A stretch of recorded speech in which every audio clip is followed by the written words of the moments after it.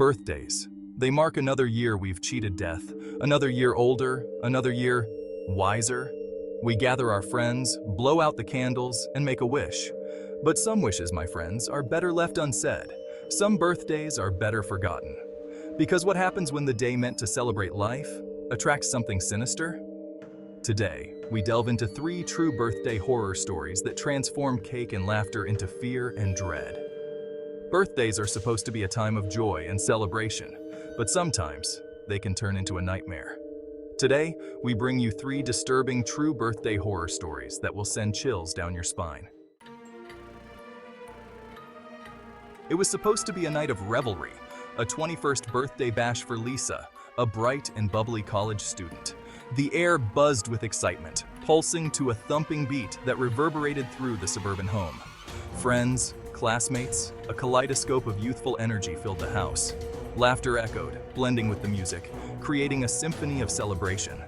The night was young, drinks flowed freely, and Lisa, radiant in the center of it all, was the picture of pure joy. Her infectious laughter was a siren song, drawing everyone into her orbit. As the night deepened, a group decided to venture out, seeking a change of scenery, a breath of fresh air away from the crowded house. Lisa, never one to miss out on an adventure, eagerly joined them. A nearby park, cloaked in the inky blackness of night, beckoned them with the promise of a secluded retreat. They settled beneath the skeletal branches of an ancient oak tree, its leaves rustling like whispers in the night. The group huddled closer, sharing stories, secrets whispered under a sky dusted with indifferent stars. But the festive mood soon soured. A chilling unease settled over them, a prickling sensation on their skin that had nothing to do with the cool night air. Laughter died in their throats, replaced by an unnerving silence. A palpable tension crackled between them, as tangible as the darkness that pressed in from all sides. Someone suggested they head back, their earlier carefree excitement replaced by a gnawing anxiety. They rose to their feet, eager to escape the suffocating grip of the park. But as they turned to leave, a figure emerged from the shadows, shattering their fragile peace. A man, his face obscured by the darkness, stood silently, his eyes burning with a malevolent intensity. Fear, raw and visceral, surged through the group. They froze, caught in the headlights of an oncoming nightmare.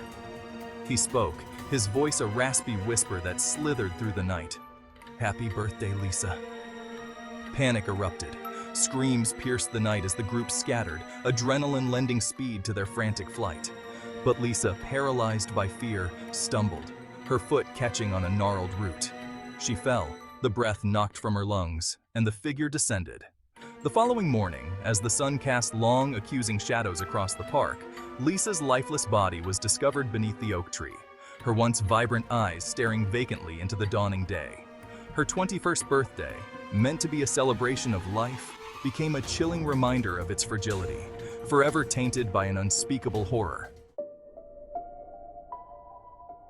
Sarah hummed along to the upbeat music, the aroma of baking cake filling her small apartment with a comforting warmth.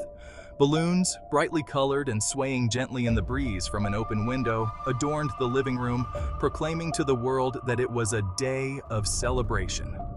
It was Sarah's 30th birthday, and she was determined to mark the occasion with joy, even if she was celebrating alone. The doorbell rang, a jarring interruption to the festive atmosphere. Surprised, Sarah checked the peephole, expecting to see the smiling face of her delivery driver. But instead, a stranger stood on her doorstep, a man she'd never seen before. He was tall and lean, his face obscured by the shadow cast from the brim of his hat. He held a package wrapped in plain brown paper, a single red ribbon tied around it. He offered a curt nod, a gesture devoid of warmth.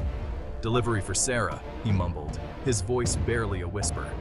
Unease prickled at the edges of Sarah's excitement.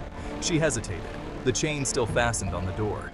"I wasn't expecting a delivery," she replied, her voice thin and uncertain. The man's lips stretched into a thin, humorless smile. "It's a birthday gift," he said, his tone insistent. "Don't you want to see who it's from?" Curiosity warred with apprehension within Sarah. She found herself drawn to the package, to the mystery it held. Against her better judgment, she unfastened the chain and opened the door a fraction.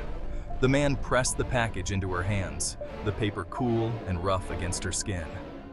"Happy birthday, Sarah," he said, his voice raspy, almost intimate. And then, with a final, unsettling smile, he turned and walked away, melting into the bustling city street. Intrigued and unnerved in equal measure, Sarah closed the door and examined the package. There was no card, no indication of who it could be from. The silence of her apartment, once comforting, now pressed in on her, amplified by the strange encounter. She carefully unwrapped the package, her fingers trembling slightly. Inside, nestled in tissue paper, was an antique music box, its wooden exterior intricately carved with delicate floral patterns. It was beautiful, captivating in its craftsmanship. She wound the key, drawn in by its allure. The music box sputtered to life, its tinkling melody both haunting and familiar. A wave of dizziness washed over her, and the room seemed to tilt on its axis. Images flashed through her mind, fragmented and disturbing, like scenes from a forgotten nightmare. The music box slipped from her grasp, crashing onto the hardwood floor, its melody abruptly silenced. Panic clawed at her throat, suffocating her. She stumbled back, away from the ornate box, her eyes wide with a terror she couldn't comprehend.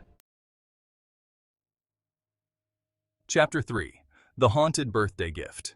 The antique silver locket gleamed under the soft glow of the birthday candles, its intricate design reflecting the warm light. It was Emily's 18th birthday, and her grandmother, a woman steeped in old-world traditions and shrouded in an air of quiet mystery, had presented her with this gift. "It's been passed down through generations," her grandmother explained, her voice a low, melodious whisper. "A family heirloom. It's said to bring good luck and protection to the wearer." Emily, captivated by the locket's beauty and the air of history that clung to it, fastened it around her neck, the cool metal a stark contrast against her warm skin. She peered into the small, oval-shaped mirror on its inside, her reflection staring back at her, framed by the locket's antique charm. The party continued, a whirlwind of laughter, music, and well-wishes. But as the night wore on, a subtle shift occurred. Emily felt a presence, a coldness that clung to her, seeping into her bones despite the warmth of the crowded room. She caught glimpses of shadows moving in the periphery of her vision, flickering shapes that vanished when she turned her head. Whispers seemed to follow her, too faint to decipher, yet persistent enough to send shivers down her spine. Sleep offered no respite. Nightmares plagued her, vivid and terrifying, filled with images of a woman with hauntingly familiar eyes, pleading for help, her voice a strangled whisper that echoed in the silent recesses of Emily's mind. She woke each morning with a gasp, her heart pounding a frantic rhythm against her ribs, the feeling of dread clinging to her like a shroud. The locket felt heavier now, a cold weight against her skin, a constant reminder of the unseen presence that seemed to have latched onto her. One evening, desperate for answers, Emily confided in her grandmother, her voice trembling as she recounted the unsettling events that had plagued her since receiving the locket. Her grandmother listened patiently, her gaze unwavering, a knowing sadness in her eyes. When Emily finished speaking, a heavy silence descended upon the room. "The woman in your dreams," her grandmother finally spoke, her voice barely a whisper. "She's a distant relative, the locket's original owner. She was murdered, you see, and her spirit, it seems she's attached herself to the locket." Emily stared at her grandmother, her blood turning to ice in her veins. The locket suddenly felt unbearably heavy, a tangible link to a tragic past, a conduit to the restless spirit that now haunted her every waking moment. Birthdays, a time for celebration, a time for joy. But as we've seen, they can also become a breeding ground for fear, a magnet for the unexplainable. These stories serve as a chilling reminder that darkness can lurk in the most unexpected places, waiting for the opportune moment to seep into our lives. So the next time you blow out your birthday candles, remember these tales. Be careful what you wish for, be wary of the shadows, and always trust your instincts. The line between celebration and horror can be razor thin, and sometimes the most terrifying monsters are the ones we least expect.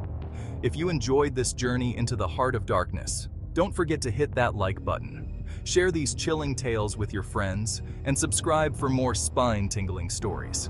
Until next time, sleep tight and remember, the shadows are listening.